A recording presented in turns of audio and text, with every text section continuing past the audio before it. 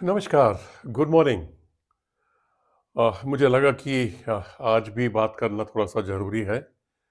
Market में कल हलचल रही और 390 पॉइंट के करीब निफ्टी गिरा, सब कुछ धड़ाम-धड़ाम हो गया और ये समय है पेशेंस वाला, पैनिक ना करने का। और अगर आपके पास रिज़र्व फंड है, जिसकी मैं कल बात कर रहा था, उस रिज़र्व फंड को इस्तेमाल करना आपको आना चाहिए कि कैसे, कब और कैसे करना चाहिए। तो कारण क्या रहे? वैसे तो इमीडिएट कारण कल ही बना। वैसे पुराने भी कारण बहुत सारे चल रहे थे, जैसे एफआईज ने फिर बिकवाली की, रुपया गिरता ही जा रहा है, कहाँ 85 75 पे पहुंच गया है और यही हाल रहा तो थोड़े दिनों में 86 को क्रॉस करेगा। तो रुपए की वीकनेस भी रही, क्रूड भी बढ़ा और जब ये सब चीज़ें हुई तो फिर विक्स भी बढ़ना था और विक्स भी लगभग 15% बढ़ा। इमीडिएट कारण बढ़ा एमपी, क्या नाम है इसका, थोड़ा कंफ्यूजन हो जाता है, MPP virus, H M P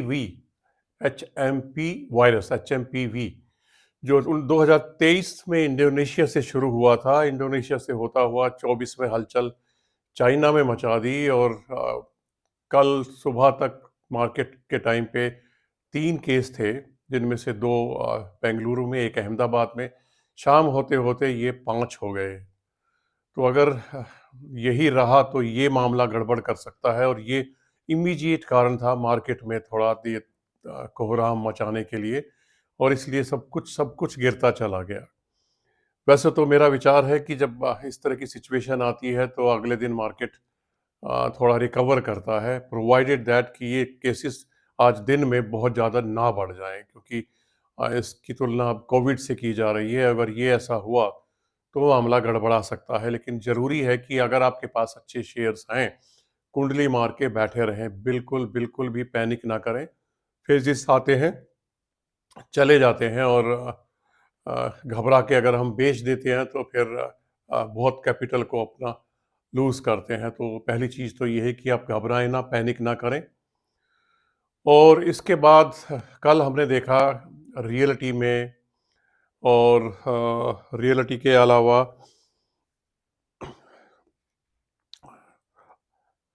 sorry, पता नहीं कहाँ लिखा था मैंने।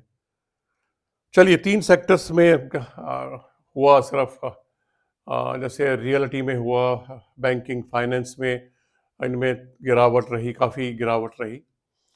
और वैसे अभी भी अगर देखा जाए तो वैल्यूएशन महंगे हैं निफ्टी के भी। मिड कैप 44 के मल्टीपल पे है, निफ्टी 28 29 के मल्टीपल है, तो महंगी मार्केट अभी भी है।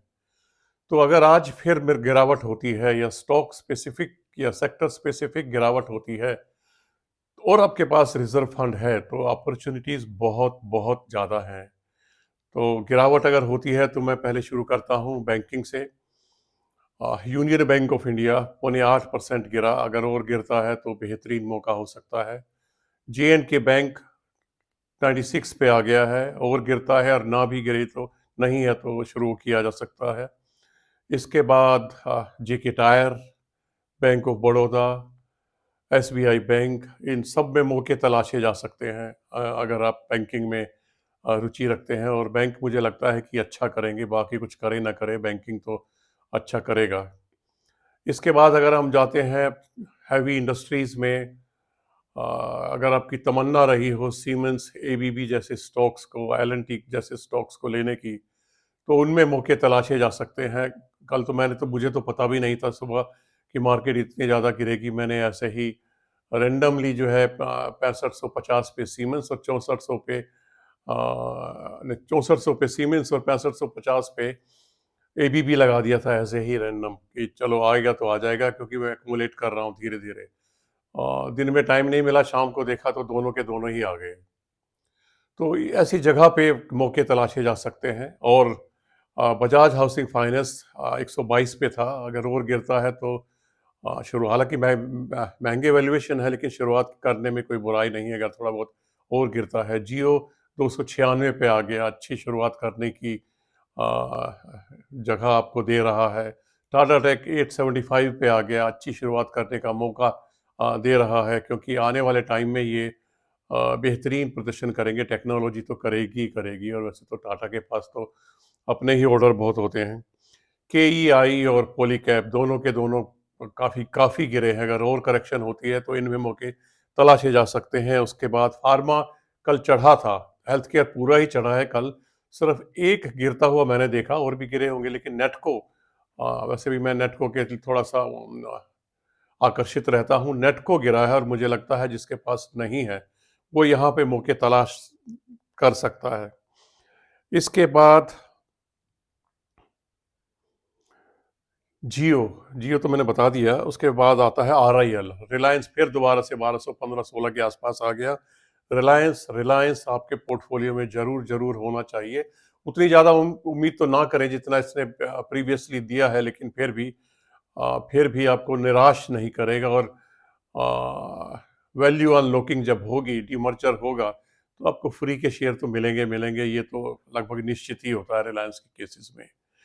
उसके बाद हिंदुस्तान जिंक और हिंडेल्को मेटल में बेहतरीन स्टॉक्स हैं। टाटा स्टील भी गिरा है, अगर आपको अच्छा लगता है। मुझे तो बेहतरीन स्टॉक लगता है। अभी रिसेंटली मैंने सेल को कन्वर्ट किया है टाटा स्टील में। काफ़ी बड़ा अमाउंट हो गया है, और अच्छा डिविडेंड देता है, और फिर आगे अच्छा ही लगता है कि आगे अच्छा करेगा। आरईसी और पीएफसी, इनको मैं थोड़ा सा पसंद करता हूं। अगर और गिरते हैं तो ये बेहतरीन बेहतरीन विकल्प हो सकते हैं इन्वेस्टमेंट के। पब्लिक सेक्टर में बेहतरीन विकल्प हो सकते हैं अगर आप लॉन्ग टर्म के लिए जाना चाहते हैं। अडानी पोर्ट बेहतरीन हो रहा है धीरे धीरे। 1160 के करीब था, और गिर जाता है तो मज़ेदार शुरुआत हो सकती है। हालांकि मैं फिर कहूँगा वैल्यूएशन हाई है, पर मैंने कल ये भी कहा था कि हर वक्त हर जगह हर स्टॉक पर ये वैल्यूएशन, ये पीई पीबी काम नहीं करते हैं। कल आपने देखा होगा ना, सब के सब दो दो तीन तीन चार चार पाँच पाँच धड़ाम पड़े हैं। पीई पीबी सब खत्म हो गए, सब टेक्निकल फंडामेंटल्स सब खत्म हो गए। तो कई बार इन चीज़ों को इग्नोर किया जाता है, और पी ही इकलौता फैक्टर नहीं है जिसको कंसिडर किया जा सके किसी स्टॉक को जस्टिफाई करने के लिए कि एक बेहतरीन विकल्प है। There are so many things which are attached with PE as well. इसके बाद A B capital, A B F R L, जो लोग स्विंग ट्रेड या मोमेंटम चेज करना चाहते हैं, हमेशा मैं बोलता रहता हूँ ये बेहतरीन स्टॉक हो सकते हैं। इसके बाद कैंप्स गिरा है, तो ये जो इस तरह की चीज़ें हैं, ये जहाँ पे आपका स्टॉक इकट्ठा रहता है, सेफ रहता है, ये C D S L, CAMS वगैरह, जो ए एम सीज वगैरह हैं, ये आगे आने वाले टाइम में बेहतरीन स्टॉक्स हो सकते हैं, क्योंकि शेयर होल्डिंग बढ़ रही है, लोग डीमैट अकाउंट खोल रहे हैं, तो कहीं तो वो जाएंगे तो वहीं पे ना। तो पहले भी मैंने शायद बोला है एक बार, वेल्थ मैनेजमेंट, एसेट मैनेजमेंट या ब्रोकिंग फर्म्स पे ध्यान दिया जा सकता है। इसके बाद अंबुजा सीमेंट भी 528 पे कल था।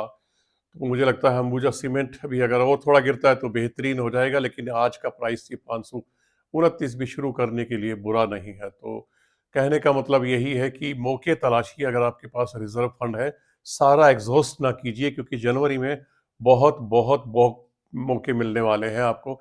जितना पैसा हो वो आपको कम पड़ेगा, तो सोच सोच के लगाएं, थोड़ा थोड़ा लगाएं, स्टेगर्ड वे में लगाएं। मौके आते रहेंगे जाते रहेंगे, ये कोई कुंभ का मेला नहीं है कि 12 साल में एक बार आएगा और आप वंचित रह जाएंगे और आपकी लॉटरी निकलने से रह जाएगी। तो इसलिए थोड़ा सोच समझ के रहें, बस पैनिक ना करें। मेरा मेन एम यही है आज का, पैनिक ना करें, निवेशित रहें, और जहाँ जहाँ नज़र बना सकते हैं आप अच्छे लॉन्ग टर्म पोर्टफोलियो के लिए अपने रिजर्व फंड को इस्तेमाल कीजिए, और टॉप अप कर सकते हैं रिजर्व फंड को। टॉप अप कीजिए, कर्जा ना लें, लेकिन आप कर्ज लेके ना लगाएं। इस वक्त ये मार्केट कर्ज लेके लगाने की नहीं है।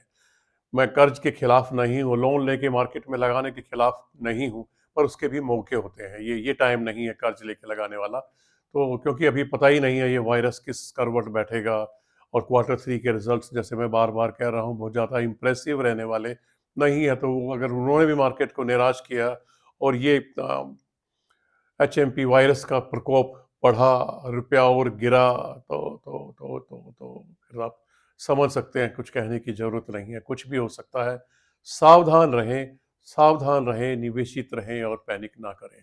धन्यवाद।